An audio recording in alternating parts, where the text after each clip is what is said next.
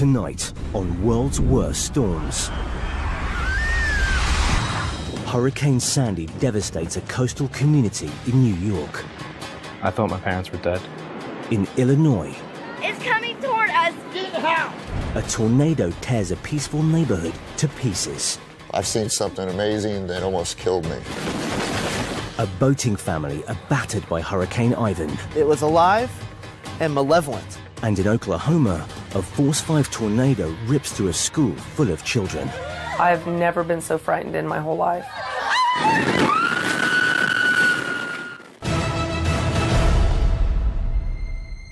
Created when a center of low pressure develops with a high pressure system surrounding it, storms can cause chaos with high winds, rain, and flooding. Back porch. From thunder and lightning to tornadoes and hurricanes, they can impact on human life when we least expect it, with devastating consequences. You never expect to go to the state fair and have something like that happen. The Indiana State Fair has been held in Indianapolis for more than a century. Local resident David Wood has been coming to the fair his whole life. I remember going as a young kid, and with my mother, and we would go once or twice a year. But now that I've started my own family, we try to go several times. They usually have, 2 or 3 good headliners there to play each year. In 2011, we went to the fair that evening to celebrate my wife's birthday. I got us the pit tickets so we could be as close as we could to the bands. Just wanting to see a big smile on her face when, she was 5-10 feet away from her favorite, band at the time. Also at the concert that night was photographer Jessica Silas. I had gone the previous year with my parents. They wanted to try and make it kind of a yearly tradition, so I bought tickets again to go to a country concert. Unlike David, Jessica had gone for the cheaper seats in the sheltered grandstand away from the stage. My mom was really happy with our seats because I knew that there was a chance of severe storms that they were predicting later in the day, and she was saying how happy she was that we got the cheap seats. At 8:39 p.m., just 6 minutes before the headline act was due to go on stage, the National Weather Service issued a severe thunderstorm warning for the area. I was taking a lot of pictures of the storm approaching from the west, and it was just crazy how bright it was in the east, and then you turn and look in the west and it was pitch black. It was the most drastic change in color in the sky, light to dark, that I've ever seen, and you could just see that something was coming. We didn't think it was going to be too bad since they still had, stage crew up in the rigging to control the lighting. So we figured the show was going to go on, rain or shine. And then boom, it's right above you. The wind, it definitely came out of nowhere. It was just all of a sudden, just wind, a huge, huge gust of wind. It was painful because it was all the sand and dust and it was hitting us in the face, and people started screaming and pointing at it just because it was so out of nowhere. Heard all the metal clanking and seeing the screen going back and forth and swaying around, but we planned on waiting it out to hold our good spot, because we knew if we went and stood under the grandstands until it passed, we probably wasn't going to get our prime location back. I pulled out the phone to start recording, then it seemed like a bigger blast came in and got all up under the stage equipment and the awning. At that moment, that's when I realized things were turning for the worst. I kind of saw out of the corner of my eye the tarp on the top of the stage. It kind of came loose and it was flapping around, because I thought that was kind of weird. I grabbed my wife by her arm and turned her and started pushing her in the back. You had people pushing on you, trying to get in front of you, and then you could look up in the eyes of the people in the grandstands, and you just knew what was behind you wasn't right. It was like being chased by a beast of some sort. The stage started to lean, and then it just completely folded on itself.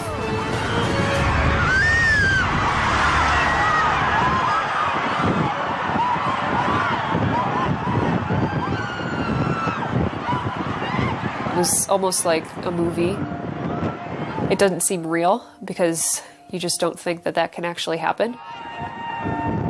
The strong winds had shifted concrete barriers used to anchor the stage rigging, causing the 32-ton structure to collapse. Narrowly missing David and his wife. Oh my God! It was like you felt the pressure of, all the equipment and the weight coming at you. It was like it was making its own gust of wind. Oh my God! I turned and looked behind, and the top of the stage was probably about 10 feet from us. Are you okay? Oh God! You kind of had people there just in shock, holding their head, and you tell people were looking for friends and family members. You heard screams from under there of people that needed help and wanted out. It was just an instinct to jump back in and follow the sounds and help who needed help. It was chaos. I mean, people were screaming, hands over their mouths, oh my God, oh my God. I mean, you never expect to go to a concert or at the state fair and have something like that happen. You just don't, you never think that.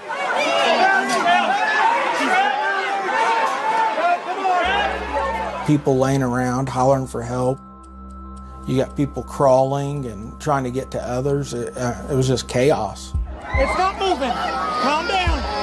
Where's she bleeding from? I heard a lady, screaming for help, and I seen blood all over her, and I initially thought, she had a gash in her head or something, but it was her young daughter that was in her arm. I see her holding her arm, close to her body, and up toward the shoulder, there's this open gash wound. Here! We need a tourniquet! I knew to take my shirt off, and I was trying to wedge that between her body and her arm to tie it off and stop the bleeding. Hey, we need a medic really bad. This little girl! Right here! Right here! I just gave him my shirt for a tourniquet! I'm a doctor. It's breaking! Come on, sir! What we got? Hey, we got a doctor! Watch out! We got a doctor! 3-year-old Maggie Mullin was taken to hospital, where surgeons battled to save her arm. Thankfully, she made a full recovery, though others at the fairground weren't so lucky. My dad, he's a doctor, so he ran down to help people that had gotten trapped underneath. And he said that he had seen people who had died, and there were definitely fatalities that had happened. 5 people were pronounced dead at the scene. 2 more died later in hospital.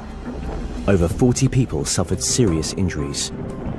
We got there early to try to get the best location we could, and while we standing in line, kind of made friends with a couple, her and her partner, and had good conversations with them. And then a few days later on the news, come to find out that she was one of the ones that passed away.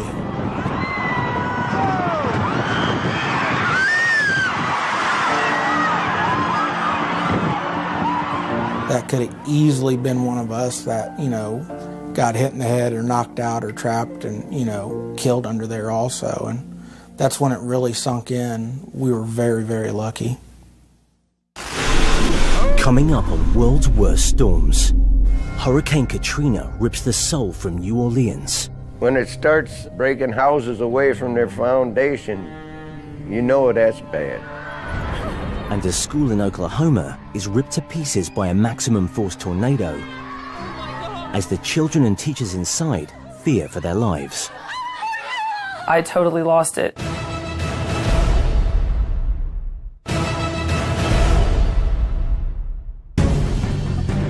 Tornadoes are amongst the most powerful storms on Earth. When warm air from the ground rises and meets the cold air above, downward funnels are created, causing wind speeds of up to 300 miles per hour. In May 2013, Moore, Oklahoma was hit by one of the most destructive and violent tornadoes in U.S. history. I've never been so frightened in my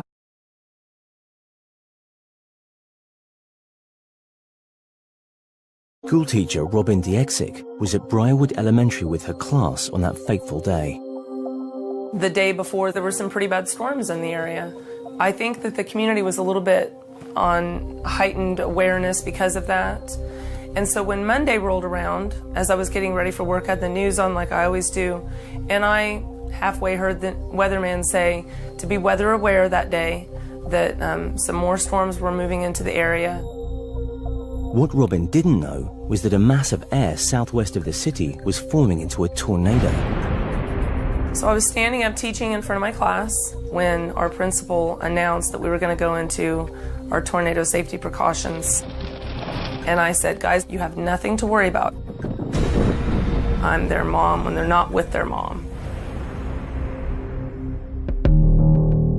As the storm approaches her school, Robin prepares her students for the worst. And I said, listen, if it gets serious, you better have your head tucked, protect your head with the back of your hands. We were in that position for a little while when one of our teachers yelled, get in the bathrooms. Sit down right out here. It had gone from precautionary to it's going to go overhead. Sit down right here. The approaching tornado is caught on camera 2 streets away by Charles Gafford, who takes refuge in a storm shelter.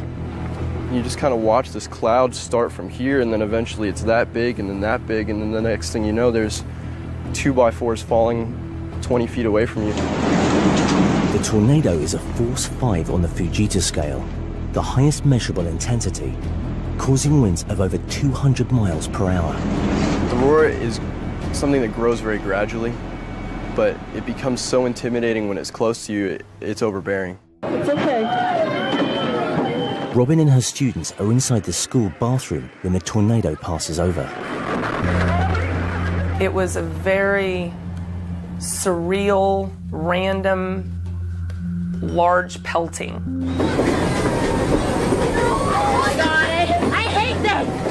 I know, it's okay, honey. It's okay. And it just kept amping up and amping up and amping up. Oh my God, I'm almost over, Rachel. I had maintained control. I had thought probably nothing is going to happen. And at that point, it ripped overhead.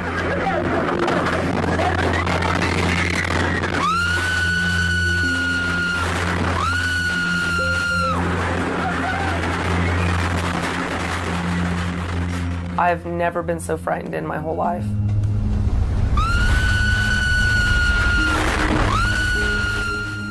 I totally lost it, and I wasn't the teacher in control at that moment.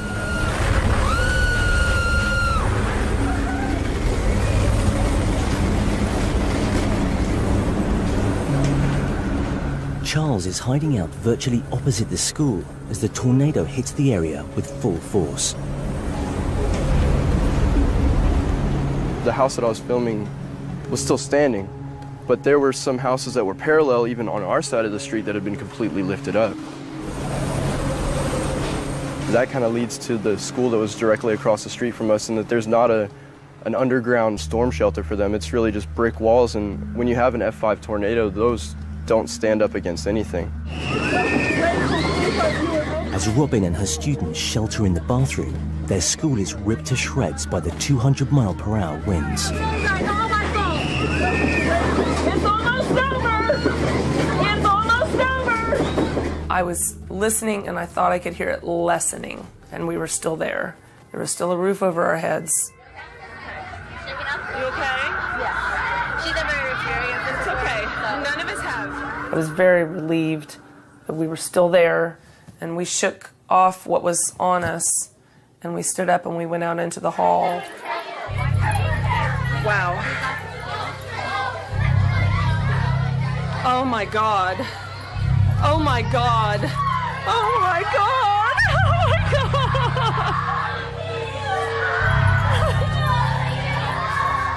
God. It was a lot to absorb.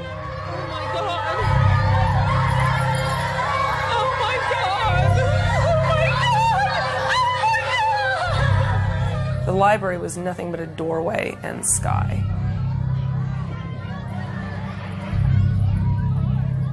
The debris marks, it was like things had just been swirling in the hallway.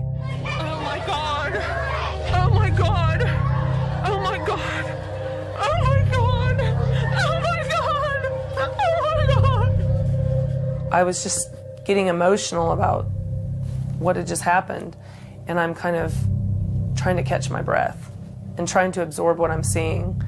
And I come back out into the hall, and I'm kind of ready to be teacher again.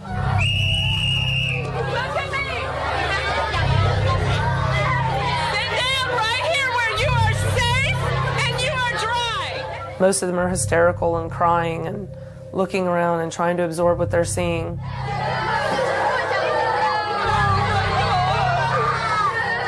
We decided to take the kids outside, and then it was a whole nother area of things to just absorb.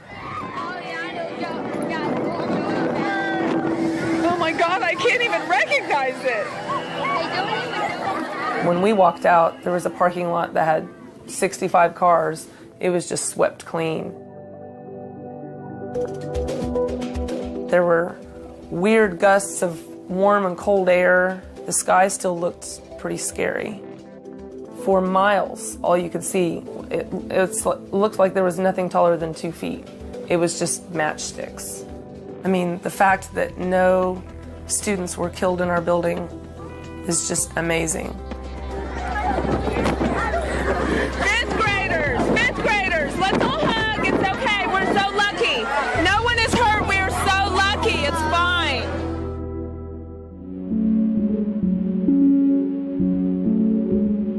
Elsewhere, 24 people had been killed, nearly 400 injured, and over 1,000 buildings damaged or destroyed.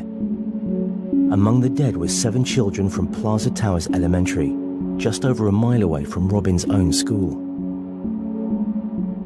It was these steps of realizing how serious it was, how lucky we were, how close we came to losing life in that building, how easily one of our kids could have been knocked out by a brick or crushed. 402, my classroom. This is the breezeway, the awning is gone. This is our office. We didn't do anything special that school family at Plaza Towers didn't do. It's just, it was a monster storm, and if you were not in the right spot right at that moment, there's nothing you could do.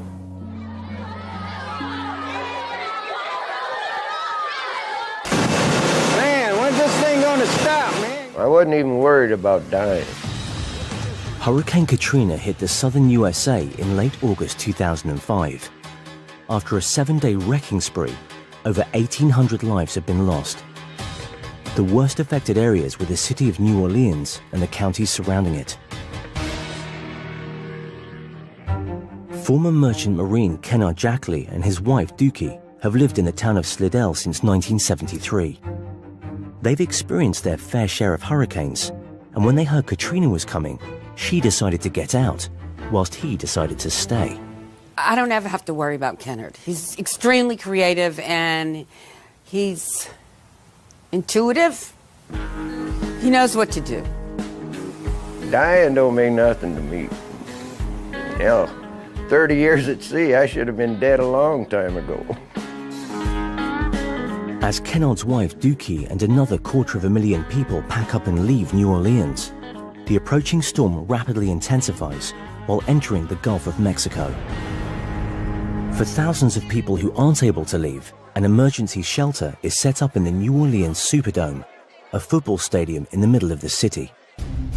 We are very grateful for the Superdome to allow us to stay here in this hurricane. Nearly 20,000 people move in as the storm approaches, while 70-year-old Kennard beds in to brave the elements. I think here it comes. We just had a gust of about 100 miles an hour just a little while ago. Within hours, Katrina hits the coastline and the conditions become even more challenging. Hey, look at this. I don't know what to tell you. Man, you're killing me here. You're killing me. Storm surge raises sea levels up to 6 feet higher than normal. The whole downstairs is underwater. My truck's right down there someplace underwater. And then the next thing you know, it was covering the street. And then A little bit higher, a little bit higher. We definitely got a mess downstairs, that's for sure. Okay, oops, there goes the floor again. 500 miles away at her sister's house in Dallas, Dookie watches the hurricane on TV and fears the worst. They were talking about, you know, the height of the water, the storm surge, how strong it was, you know, how areas were totally devastated. Nothing but junk now. Unbelievable. I just thought it was totally washed away, which it was. And I didn't see how he could have survived. Oh, baby. And then the rain came and the wind came. That's when everything hit the fan. Man, this place is devastated out here. Woo! It must have been 100-mile-an-hour winds, you know. That's how I look at all them houses are gone. When it starts breaking houses away from their foundation, you know that's bad. Man, when's this thing gonna... Pine trees are falling. Boathouse disappears. 8 houses behind me disappeared. I mean, it just picked up off the foundation and floated right down the canal back here. Yeah, it's on the back porch. I guess the only good thing you can say about this thing, I don't see no floating bodies yet. Yeah, and there wasn't nothing you could do. I guess you could pray a little bit. I don't know for sure. Nah. You're up to the elements. That's all there is to it, you know. Katrina batters New Orleans for hours. Even those sheltering in the mighty Superdome fear for their safety. See that water dropping right down? We have rainwater in the building.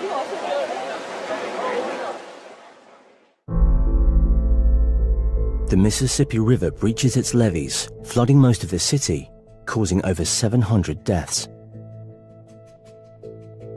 Out of my stomach, I thought for sure that he was dead. Plain and simple, yes, I thought he was gone. I wasn't even worried about dying. That's for true, I'm not kidding. Well, this is the day after. Take a look at our front yard. It breaks your heart, man. I mean, it tears you up inside. You don't want to look at your neighborhood and see nothing but chaos. You hate to see anybody lose their world possessions, you know. You see my truck down there? Yeah, she was a good old girl. It was 5 days before Kennard was able to contact his wife, who still had no idea if he was dead or alive. He called me. Oh my God, that was the happiest day of my life. Everything's fine out here. So far, so good. I was on the cell phone in my sister's backyard and just walking around going, it's Kennard, it's Kennard. And everybody was jumping around. We were all happy. Then, you know, you go from that to, damn you. And he even told me that time, I swear I'll never stay again. I swear I'll never stay again. It was another 6 weeks before the couple were reunited, giving Kennard time to fix up the house, although it would take years to rebuild the area around them.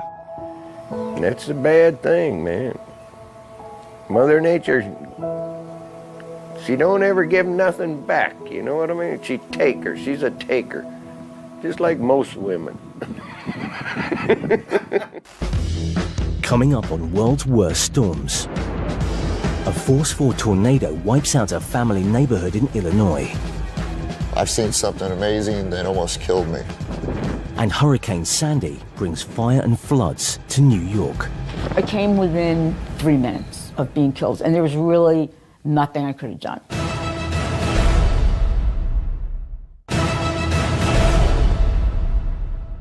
Leave that door so I can get in. On the 17th of November 2013, the state of Illinois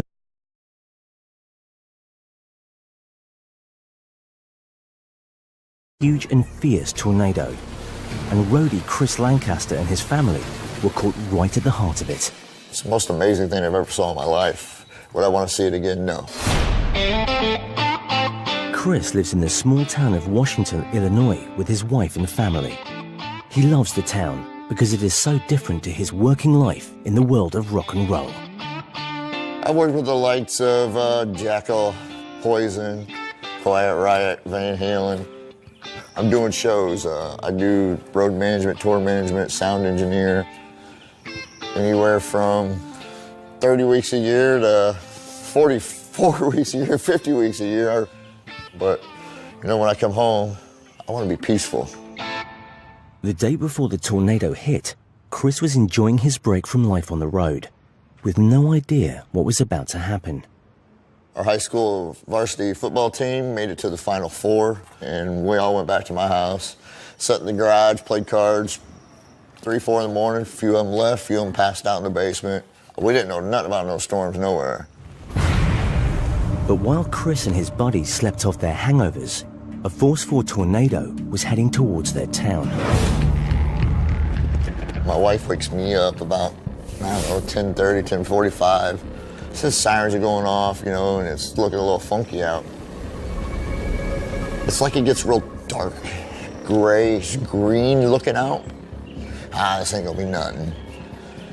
I mean, I'm from the South, I'm used to hurricanes, you know. Another storm, it ain't no big deal.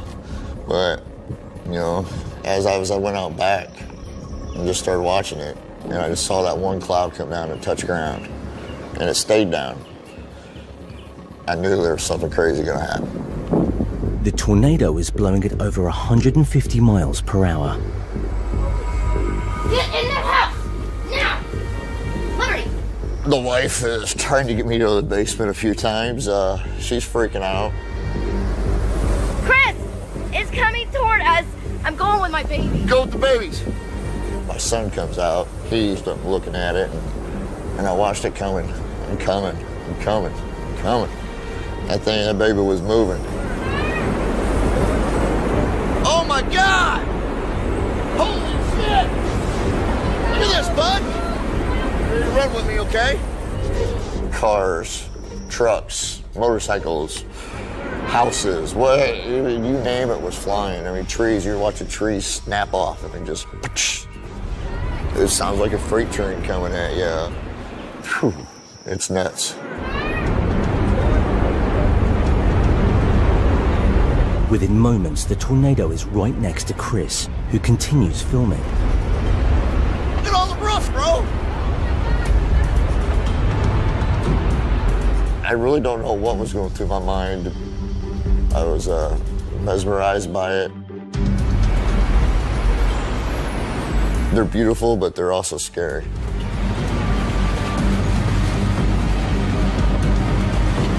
All of a sudden, it's right on your back door.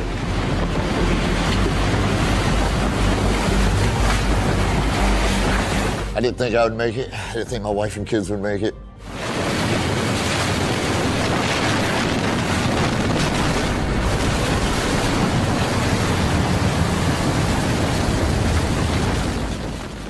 I literally thought, oh, lordy, lordy, here we go. You better get going.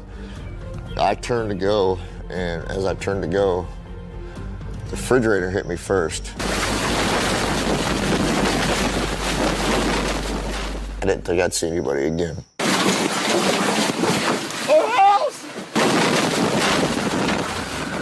The violent winds throw Chris around until his family, sheltering in the basement, risk their own lives to pull him to safety. My stepson still swears to this day that he felt suction pulling me back out. Stay! Come on. Stay!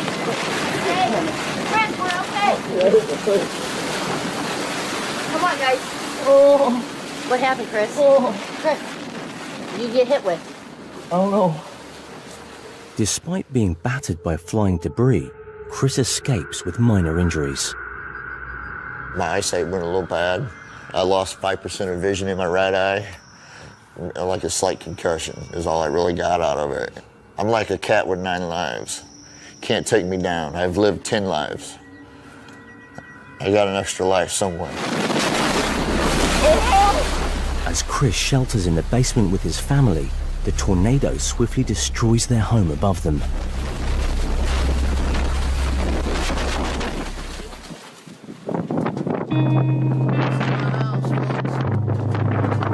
This is what my house looks like after a tornado came through.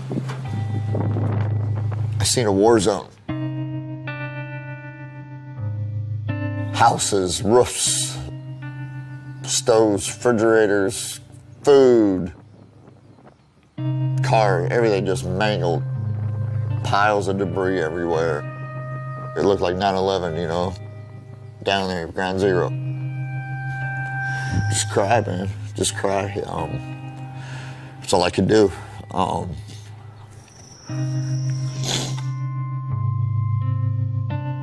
mean, it's just amazing how people survive this.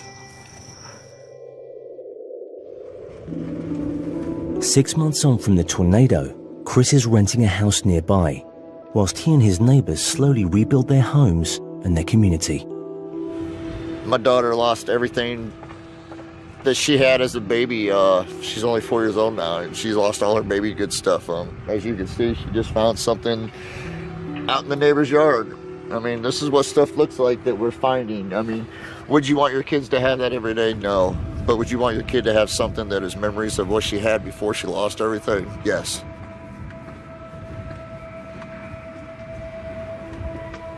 The tornado damaged almost 500 homes, as well as taking 6 lives. Chris knows just how close he came to losing his own. I've seen something amazing that almost killed me. Tropical cyclones, also known as hurricanes, form over warm ocean waters when the rising moist air cools to saturation, causing high winds and heavy rain. But the biggest threat to life when a hurricane makes landfall is the rise in sea levels, or storm surge, flooding homes and cutting off escape routes. In October 2012, Hurricane Sandy struck New York City with such devastating force that it caused $18 billion worth of damage. In Breezy Point in Queens, residents were rocked by the elements as the superstorm brought fire and floods to the tiny oceanfront neighborhood. I came within 3 minutes of being killed, and there was really nothing I could have done. With advance warning of the hurricane, the area had been under evacuation orders, but some residents wanted to ride out the storm. Rosemary McGinn was one of them. A lot of people have said to me, "What, are you crazy? How could you stay?" I love crazy, severe weather, and I wanted to see what it was like, and it never occurred to me that there would be any danger. But the storm would bring conditions that Rosemary had never experienced before, including winds of 80 miles per hour.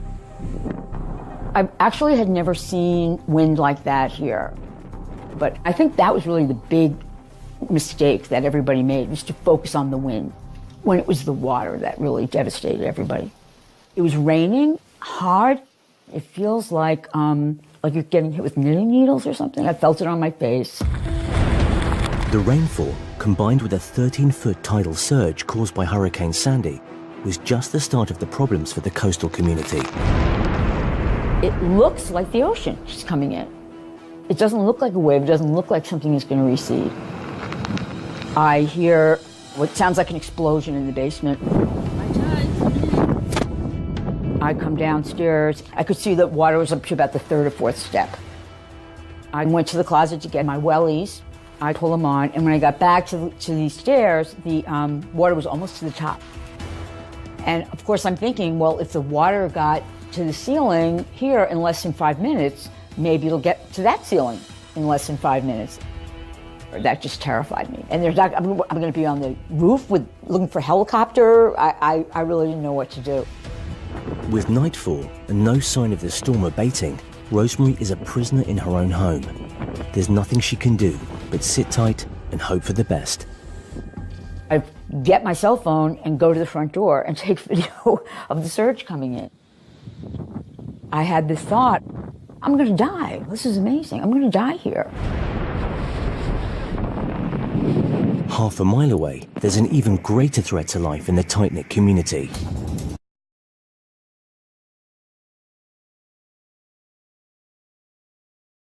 Fire is raging out of control. The fire department of New York can offer only limited help, held at bay by the tidal surge. Our fire trucks at the time are now under 5 feet of water. And across the main road, there was a very strong current. The firehouse understands now that there's nothing that they can do, that we have to watch the fire just burn. Breezy Point during the hurricane. No FDMY, no volunteers for well over an hour. We got like a third alarm going here. Helpless, James knows there is nothing he can do as he watches the fire spread to his own home.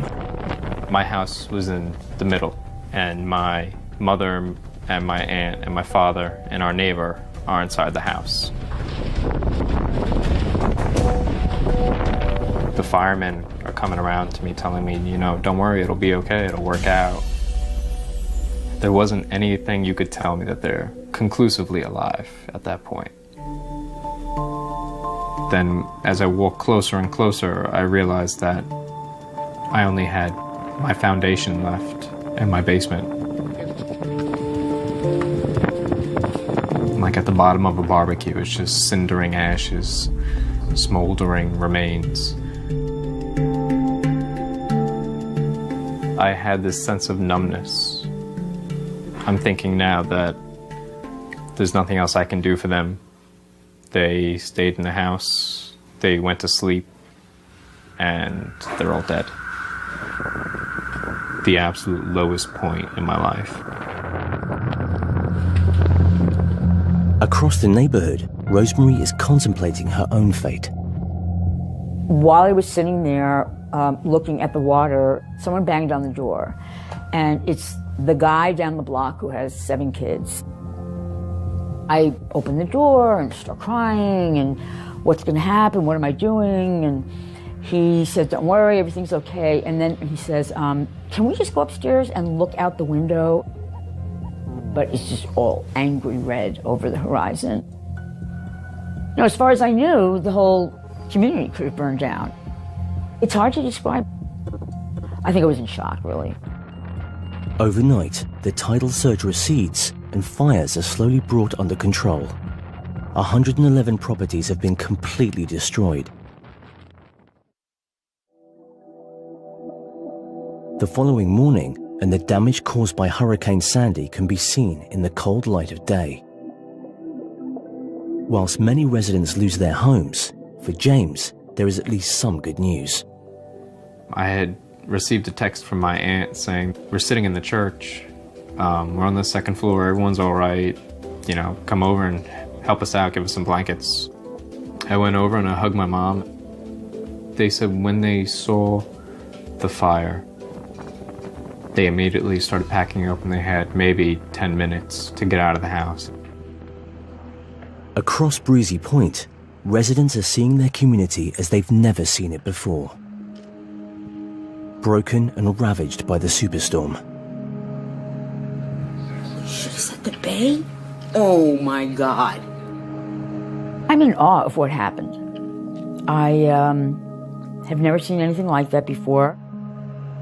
Incredibly, only 1 fireman and 2 residents were injured during the storm. But Sandy had torn the community apart. A lot of people have left, abandoned their homes. It's made me more fond of the beach and more willing to be here and do the work and commit what it is to be here. You didn't know what was going to happen that night. How do we know it's going to happen the next time? Coming up on World's Worst Storms. Hold on, Jim. A seafaring family risk their lives as they battle against Hurricane Ivan. Oh, shit. It was alive and malevolent.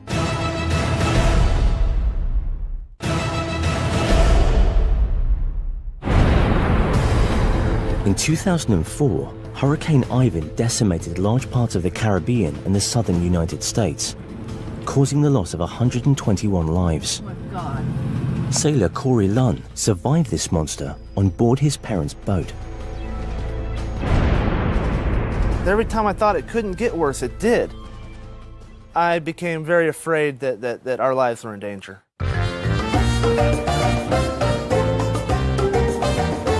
Corey and his parents have been sailing their whole lives. My parents lived on a boat when I was born, and they took me out to sea when I was 13 days old. I've actually spent more of my life with my feet on the deck of a boat than on dry land, and I like it that way. The Lunn's boat, Te Natura, was almost part of the family. They sold their house in 1994 to buy it and had lived on it ever since. The boat is like a living person. It's a family member that we care about deeply. We refer to it as a person.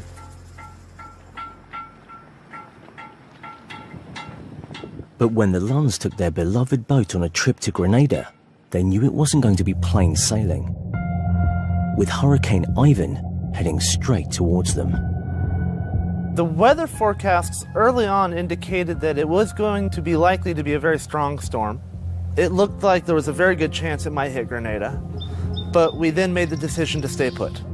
Although a boat isn't necessarily the safest place to be in a hurricane, Corey and his parents' sailing experience made them confident they could weather the storm. All right, here we are preparing for Hurricane Ivan. Got the decks pretty clear. 3 anchor lines. All the canvas stripped off that we can. We knew it was going to be a fight, but we really didn't think that it was going to be a fight for our lives. This is where it was at 8 a.m. this morning on September 7th, 2004. And at 11 a.m., it is now at 11.8 by 60.2. So it's right here, heading west or northwest at 18 knots. Likely possibility that the eye will go right over us. It was genuinely scary. Corey's driving us into it. It's been doing a perfect job. And then the storm strikes. The boat's engine is running at full throttle just to maintain their position and avoid being blown onto the rocks. It started in fitful gusts of wind that would sound like a slap against the side of the boat. We think we're about a half an hour away from the eye. It felt like the hurricane was a living thing. It was alive and malevolent. It felt like it was just toying with us. It was like, haha, look what I can do. Look what I can do. And there's a lot more coming.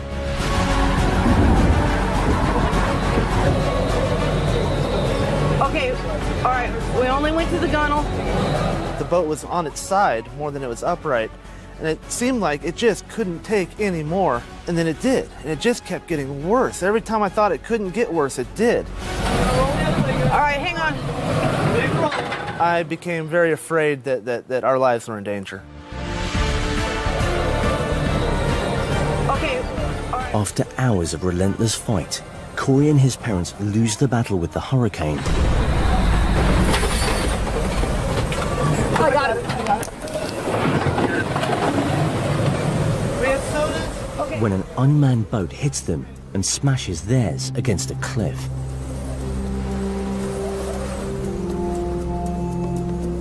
Corey and his parents abandon the boat and head for dry land. Okay. Getting onto land was a massive relief. I literally climbed onto the dock on my hands and knees and laid there crying, bawling my eyes out. Once the winds calm down, the damages to the boat are revealed. But the destruction on land is far greater. Everybody was practically homeless overnight. Street after street, community after community, everything was gone. Whole communities of people with nothing but foundations left. And those were the lucky ones. Looks like those houses exploded.